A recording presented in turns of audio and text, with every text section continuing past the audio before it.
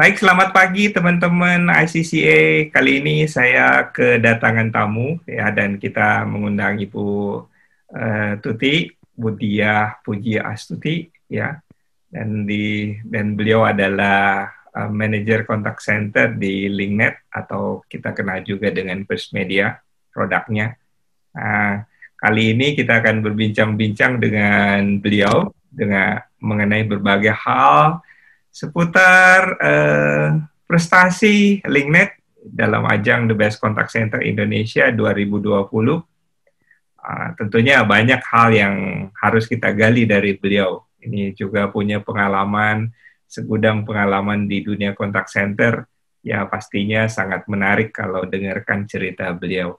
Dan kita ingin menanyakan berbagai hal, ya tentunya dimulai dengan ya bagaimana sih pengalaman beliau mengikuti lomba The Best Contact Center Indonesia 2020 ini.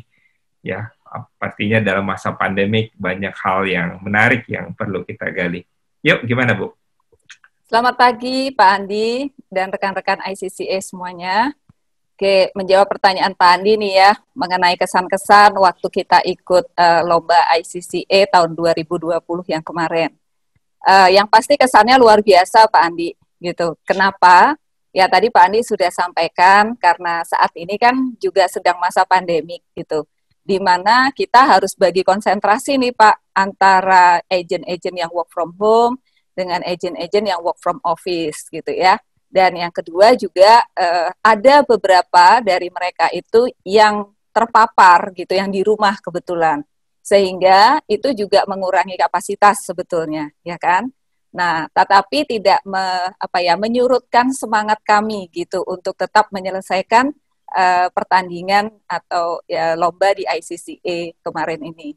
Kita ikut 7 kategori dalam bidang corporate gitu, memang kita belum mulai yang individual. Nah, 7 ini kita ikutin semua kemarin gitu ya.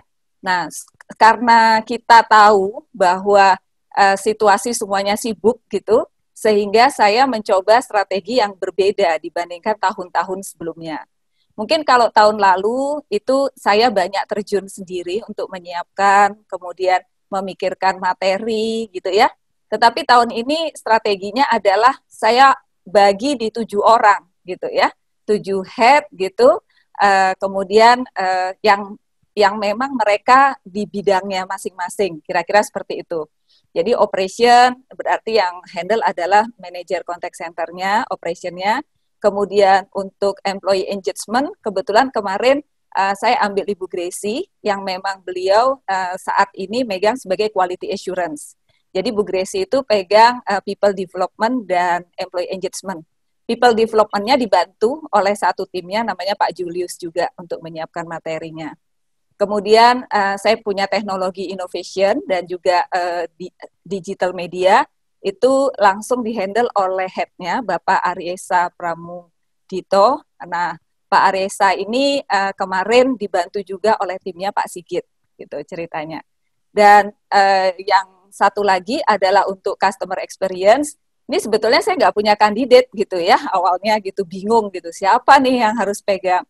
Tapi kemudian saya masih punya satu head lagi, Ibu Yersilona, gitu, yang selama ini banyak handle tentang case management, kemudian untuk billing, gitu ya, billing adjustment dan segala macam. Yang saya yakin karena ini dekat dengan customer juga, gitu, sehingga pasti adalah ide, gitu ya, dari beliau. Nah, akhirnya saya bagi timnya ke mereka semua, dan setiap bulan, awalnya setiap bulan, gitu, saya absen. Kita mau keluar dengan ide apa nih, kira-kira seperti itu. Dan mereka menyampaikan, ya ada beberapa kita adjust, jadi kita brainstorming bareng-bareng Pak. Jadi walaupun PIC-nya satu orang, tetapi yang mikir itu sebetulnya kita bersepuluh gitu ya, bersepuluh lah gitu. Nah, so far sih semuanya oke gitu ya. Sampai pada satu titik itu pandemiknya lebih ganas lagi pada waktu itu kan ya, sehingga kita kan itu pandemik itu mulai dari Maret ceritanya sampai bulan Juni itu kita memang struggle banget gitu ya. Kita harus berjuang banget karena kita harus bagi tim, kemudian nyiapkan teknologinya gitu kan. dengan tuntutan performance-nya tidak turun jauh, tetapi ternyata call-nya semakin tinggi karena customer-nya yang membutuhkan internet juga semakin banyak gitu kan ya. Jadi itu benar-benar jadi satu, sempat lah ya sekitar 1,5 bulan itu kita lepaskan dulu urusan ICCA pada waktu itu gitu. Jadi kita fokus ke operation-nya. Nah, ceritanya kita maju, kita kumpul itu deadline adalah Oktober ya, akhir Oktober 2020. Nah, di awal September itu kembali saya kumpulkan timnya, sebenarnya dari Agustus sudah mulai, kemudian kita finalisasi gitu. Tetapi selalu ada masalah yang tidak terduga gitu ya. Pak Aris waktu itu terpapar COVID, Pak, gitu. Sehingga materinya terakhir yang udah beliau siapkan itu harus beliau kirim bahkan dari rumah sakit gitu kan ya. Nah, yang menjadi PR buat saya adalah siapa yang harus meneruskan gitu kan. Nah, akhirnya ada 2 orang lagi istilahnya apa namanya itu, mereka koordinator gitu ya di tempat kita. Jadi mereka belum dev head, tapi satu step di bawahnya dev head gitu. Yang ada Pak Cesar dan Pak Novan, satu sebagai MIS reporting, yang satu adalah timnya workforce management. Akhirnya saya serahkan kepada mereka untuk menyelesaikan yang digital media, Pak. Jadi mereka dari materi yang setengah jadi harus jadi, saya bilang ikutin dulu, nanti baru kita bahas gitu kan ya. Nah, akhirnya mereka bisa selesai walaupun preparationnya hanya 10 hari gitu kan. Dan untuk yang teknologi innovation-nya diteruskan oleh Pak Sigit, karena memang dari awal Pak Sigit, tapi memang saya mengasistensi semua 7-7-nya. Jadi setiap hari itu, di akhir setiap sore, itu setelah jam kantor, kita Zoom gitu ya, untuk bahas masing-masing. Lumayan gitu ya, kali 7, kalau satu orang sekitar 45 menit, plus feedback gitu ya Pak ya. Tapi ya itu, semangatnya adalah seperti itu gitu, kalau ditanya persiapannya dari menyiapkan materi gitu. Dan saya cerita ke teman-teman karena ini pengalaman pertama kita ikut 7 gitu ya, nggak usah muluk-muluk. Jadi istilahnya adalah kita ambil keseharian kita yang sudah kita lakukan tahun lalu gitu ya, nanti kita sampaikan ke juri bahwa kita baru mulai gitu, jadi kita belum prepare the topic itu di awal. Harusnya yang benar kan di awal kita udah prepare kita mau apa gitu kan untuk dibawa di lomba. Nah, tapi pesan utamanya adalah jangan menyimpang dari operationnya supaya kita nggak double effort gitulah kira-kira. Dan ya itu yang terjadi gitu ya di semua persiapannya, dan saya cukup salut karena kali ini memang benar-benar saya strict, saya tidak mau presentasi gitu, tetapi saya akan hadir untuk mendampingi mereka semua, dan ternyata mereka bisa gitu. Jadi kalau kita tarik itu ternyata seseorang tuh bisa melampaui dari batasnya Pak, asal jangan sampai putus saja. Kira-kira gitu istilahnya. Ya, istilah Ibu itu menarik ya. Jadi apa namanya, seseorang bisa melampaui batas kemampuannya ya. Ya, jadi betul. yang menang platinum yang mana ini Bu? Oh, yang menang platinum yang digital Pak, yang digital media. Ya, ternyata betul, ya. Betul. Ya, nah, digital media itu yang dipersiapkan oleh 2 orang yang hanya dalam waktu 10 hari. Ternyata itu yang lebih menarik ya. Mungkin karena dia ini ya berpikir out of the box ya. Sebetulnya karena memang ini adalah proyek kita yang sudah di-launching kemarin tanggal 2 November. Jadi memang kita kan launching ini Pak, chatbot Pak. Chatbot kita namanya Vita gitu. Yang versi awal kita punya Via gitu ya. Nah, kemudian itu di-replace dengan yang namanya Vita ini gitu, dan Vita ini bisa di semua platform gitu kan. Hanya kita memang baru pasang di websitenya kita gitu. Sebentar lagi akan masuk di apps-nya kita juga. Oh, baik. Jadi gitu, banyak pengembangan di digital ini sebetulnya yang Ibu lakukan ya. Betul. Kemarin kita bawain 2 topik gitu di digital media kemarin. Yang pertama itu mengenai si Vita. Jadi sebenarnya improvement ya Pak. Jadi tidak membuat dari 0, tetapi dari Via kemudian kita mengatakan kita upgrade menjadi Vita gitu. Kemudian yang kedua itu adalah IVR-nya kita revamp sehingga IVR kita juga lebih interaktif gitu.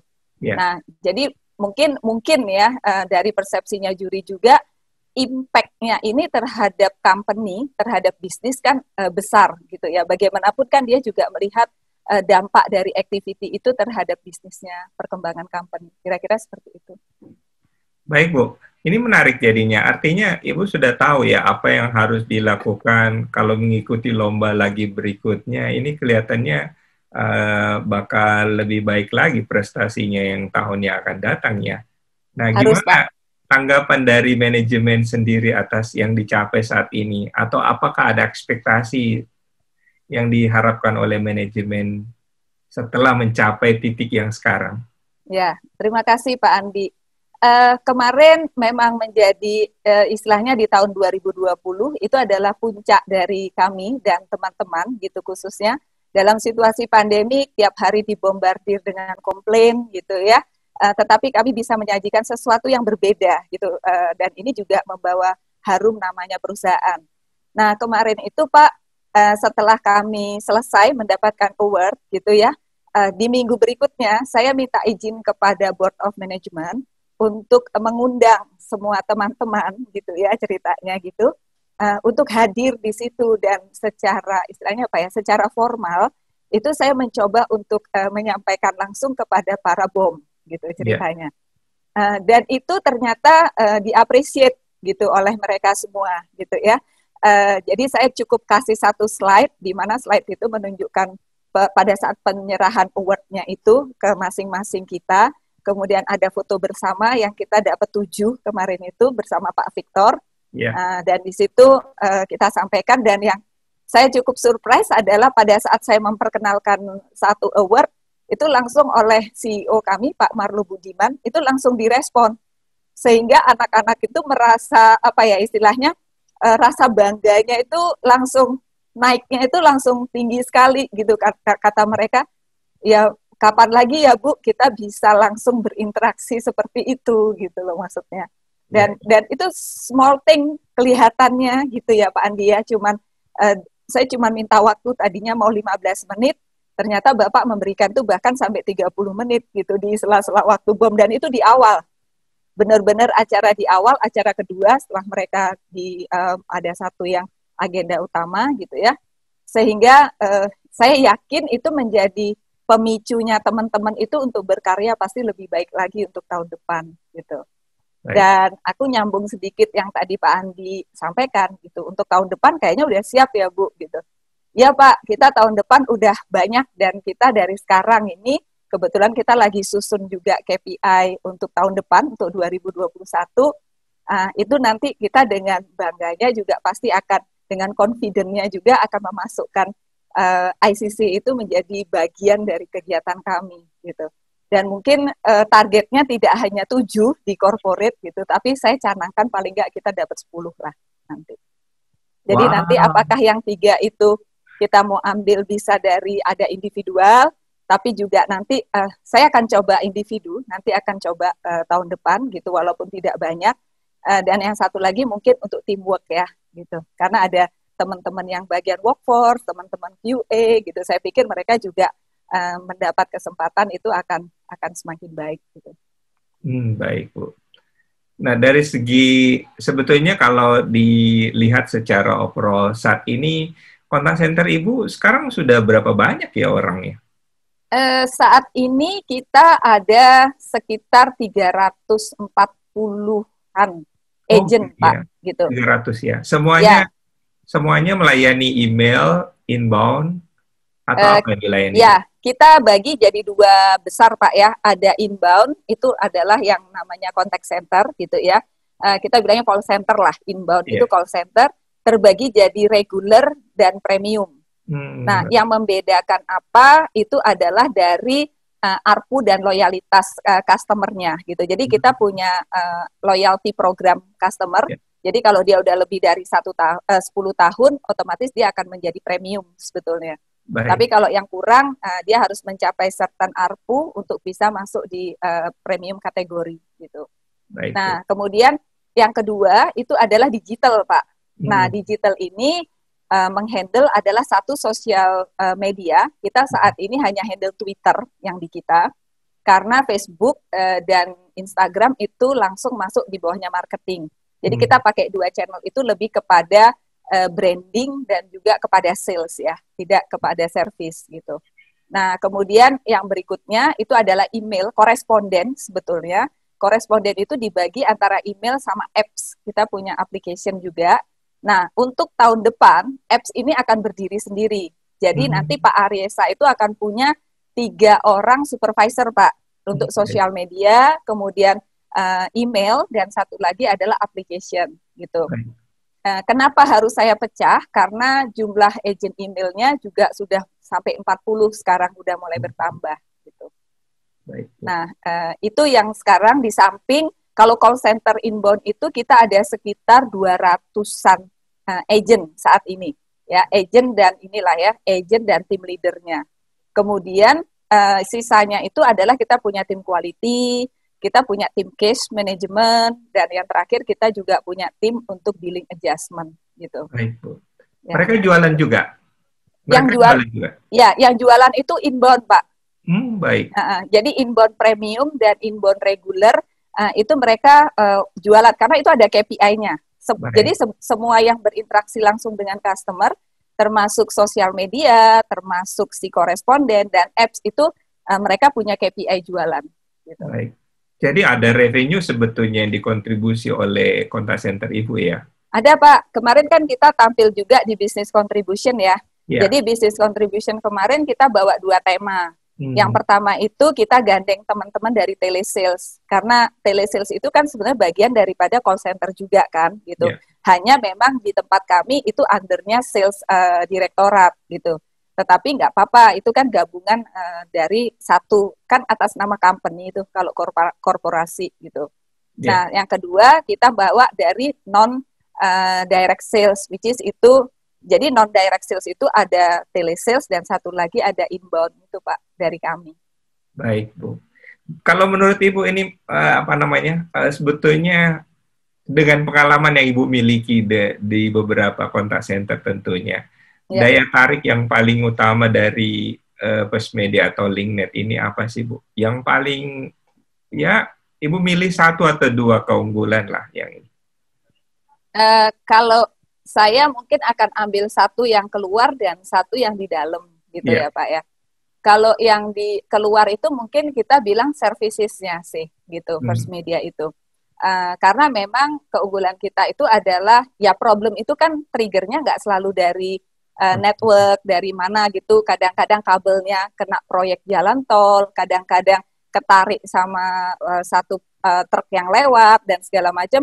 Itu akan mengakibatkan problem juga di sisi jaringan gitu ya.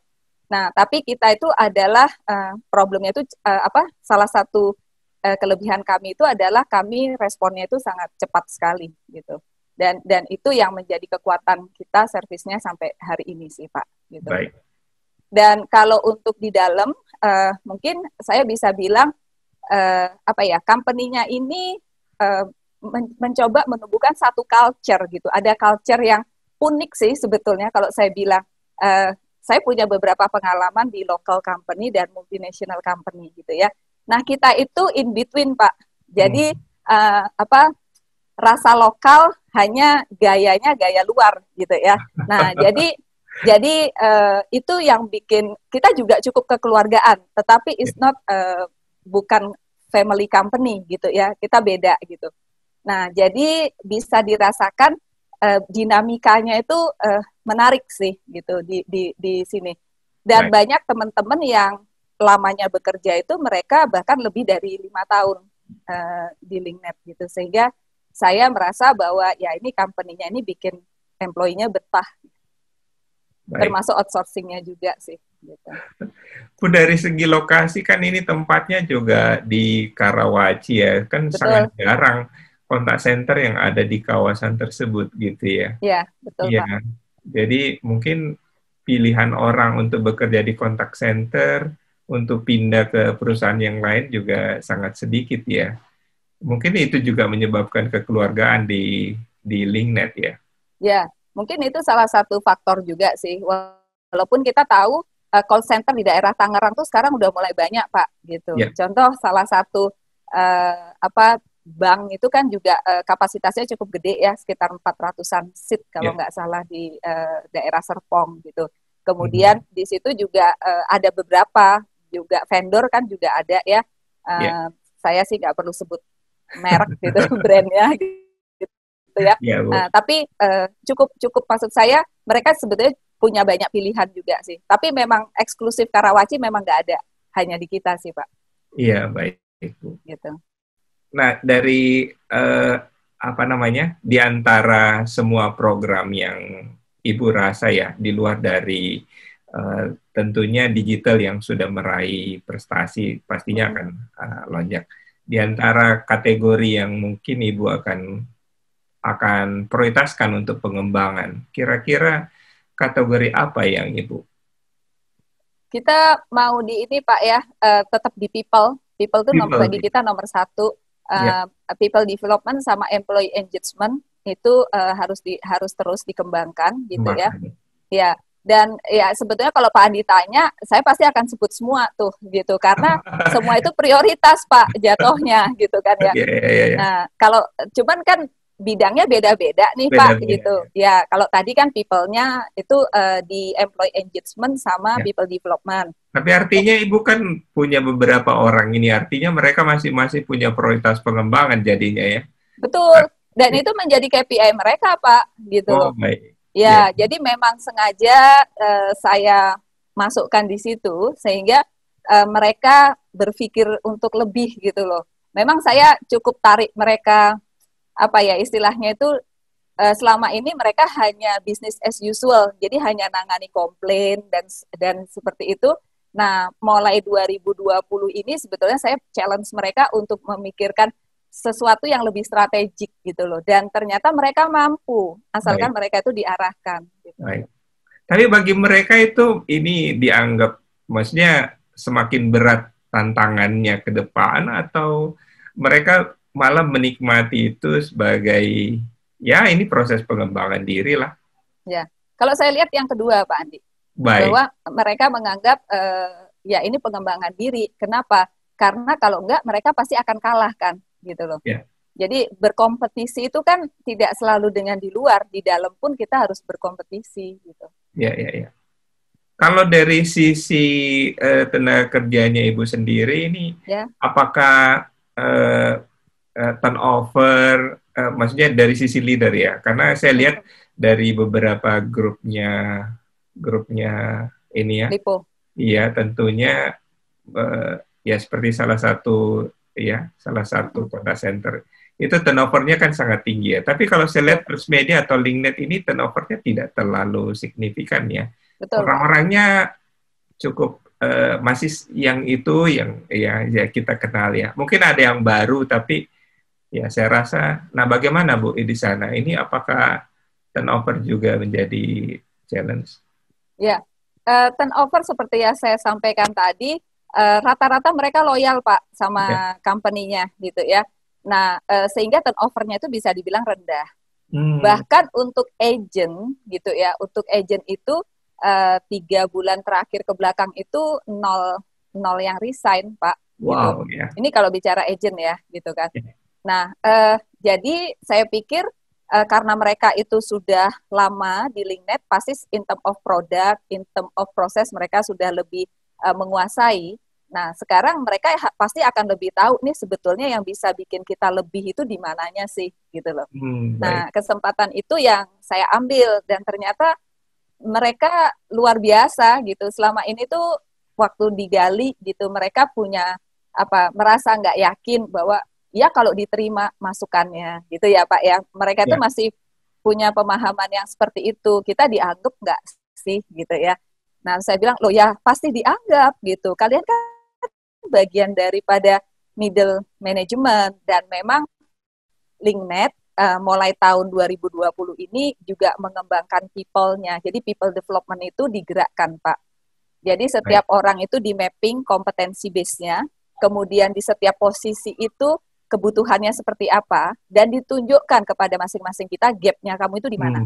Nah, sehingga setelah kita tahu gap-nya, itu adalah kesempatan kita benar-benar how to minimize the gap ya gitu. Nah, kalau kita udah seperti itu, berarti sebetulnya kita udah siap untuk naik lagi ke step yang berikutnya kan. Baik, Bu. Ini kita udah bahas teknologi digitalnya, kita bahas people-nya, loyalty dari First Media, juga perbaikan bisnis proses yang ada.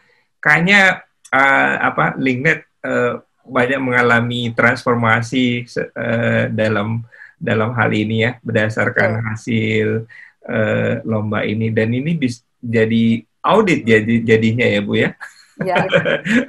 Bu, harapannya ke depan kira-kira apa yang diharapkan atau sesuatu yang ingin dicapai ya dari hal ini di luar dari mencapai 10 platinum ya, Bu ya? Ya, ya.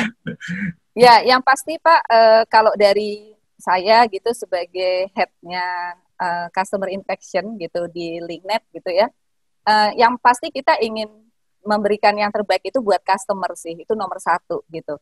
Nah, kalau ditanya bentuknya seperti apa, salah satunya yang kita perbaikin itu adalah di channel tadi gitu ya.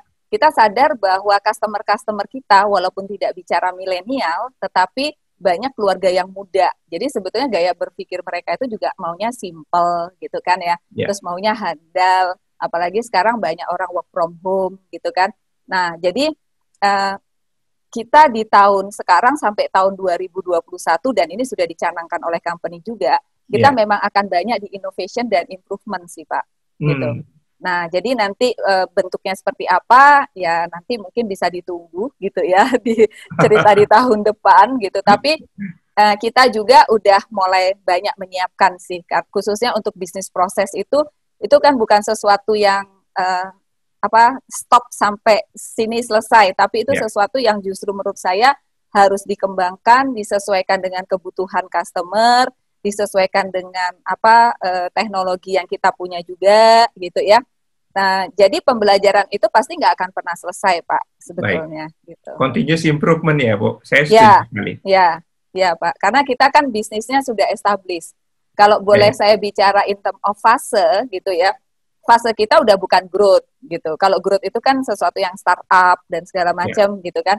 Kita mungkin sekarang udah lebih udah lebih stabil kan gitu. Sustain ya. Ya, sustain sehingga yang diperlukan adalah SOP-nya, kemudian kolaborasi. Nah, itu juga penting sih, Pak. Satu kata itu yang menurut saya kita perlu improve di kedepannya gitu. Jadi antar kita sendiri, khususnya dengan network. Nah, ini tahun 2020 ini kita udah lebih dekat nih dengan network, kemudian dengan teman-teman marketing gitu ya, sama teman-teman sales juga gitu.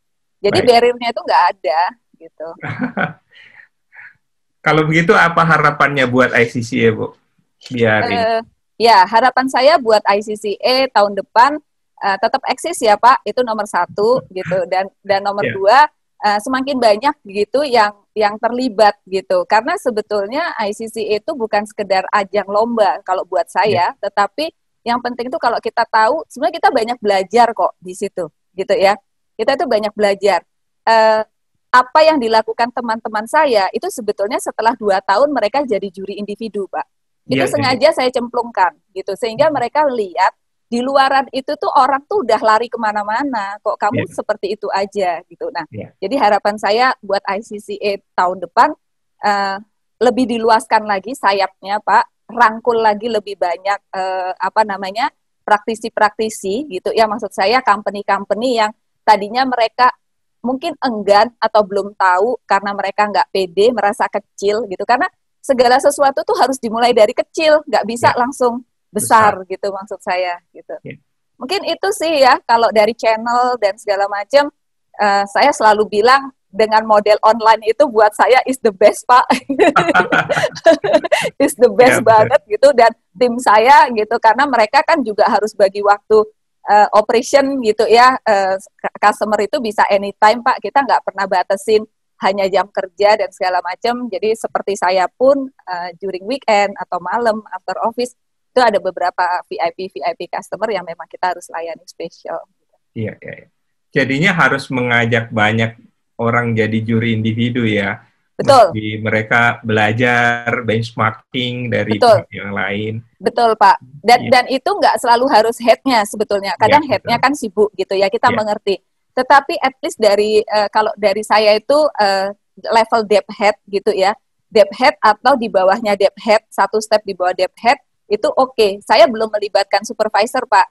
Nah, rencana saya sih tahun depan, itu saya mulai melibatkan beberapa senior supervisor yang memang kita rasa sudah mampu, gitu ya, untuk mereka mulai terlibat juga, gitu. Sehingga dengan begitu, dia itu bisa ngaca sebetulnya. Dia itu bisa melihat, oh, itu kemarin idenya bagus, itu banyak inisiatif kita lakukan, itu kita dapatnya dari penjurian individu, Pak Andi, sebetulnya. Iya. Namun juga kita harus seleksi juga ya, Bu, juri-jurinya, karena kelihatannya ada juga juri yang, apa namanya, yang mungkin... Asal gitu ya, asal betul. gitu.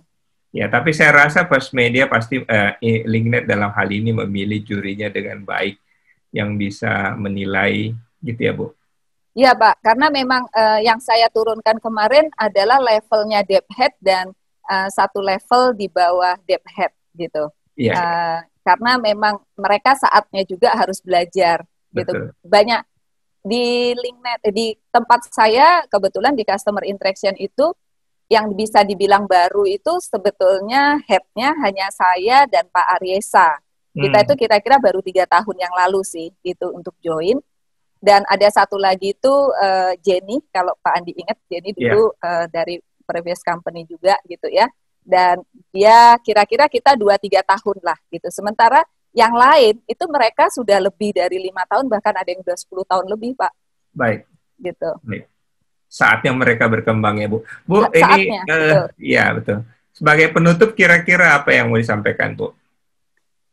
Saya mau sampaikan khususnya buat ICCA dan juga buat semua rekan-rekan di ICCA, gitu ya, untuk kita tetap terus berkembang call center-nya, gitu, atau contact center-nya, apapun itu namanya, adalah bagian daripada pelayanan kita kepada masyarakat sebagai channel ya, corong dari perusahaan kita masing-masing, gitu. Dan yang pasti kita support ICCA sebagai satu-satunya asosiasi contact center yang ada di Indonesia, gitu kan ya. Kalau bukan kita, siapa lagi, Pak, yang mesti support, gitu. Ya, jadi kita berkembang bersama, kita belajar bersama, dan kita bawa nama Indonesia sampai di luar. Itu sih. Baik. Terima kasih Bu Tuti, Bu Dia ini atas waktunya ya di sela kesibukannya hari ini kita gunakan untuk sharing ya dan bincang-bincang santai sebenarnya ya santai ya, ini tidak ada formalitas ya, dan saya kira berharap bahwa ini bisa menjadi pengetahuan yang bermanfaat buat semua anggota ICCA ya. Terima kasih sudah mengikuti sesi atau menonton video ini. Dan jika ada komentar nantinya bisa sampaikan kepada kami, kepada panitia, pada pengurus ICCA, dan berharap sukses buat kita semua, secara khusus sukses buat Linknet. Semoga tahun depan bisa meningkatkan prestasinya, meraih yang ditargetkan. Ya, tantangannya berat ya. Berat, pasti Pak, pasti. 10 platinum ya, tentunya tidak mudah, persaingannya sangat ketat ya. Bu Tuti mungkin memahami bahwa ICCA ini ya termasuk kompetisi yang sangat berat. Betul, berat kok. Saya nggak target 10 platinum, Pak Andi. Terlalu berat itu, Pak Andi. Saya akan ikut 10 kategori. Gitu, oh baik. Oh, ya, targetnya berapa platinum, Bu? Ya yang pasti harus lebih lah, paling nggak gitu kan. Ya, paling nggak setengahnya aja sudah cukup, Pak Adi. Gitu. Oh baik, 5 platinum ya. Bagus. Kalau bisa lebih ya itu kan kita amini aja, Pak. Ya, saya kira sih dengan Ibu memahami konsepnya udah apa yang ini dikorporatkan relatif ya memungkinkan, dengan goal yang sekarang menaikkan ke platinum kan sedikit lagi. Amin. Baik, Bu. Amin. Terima kasih sekali lagi waktunya Bu Tuti untuk Terima hari kasih, ini. Pak Andi. Ya, selamat beraktivitas, salam sehat selalu. Ya, selamat pagi. Selamat pagi, Pak.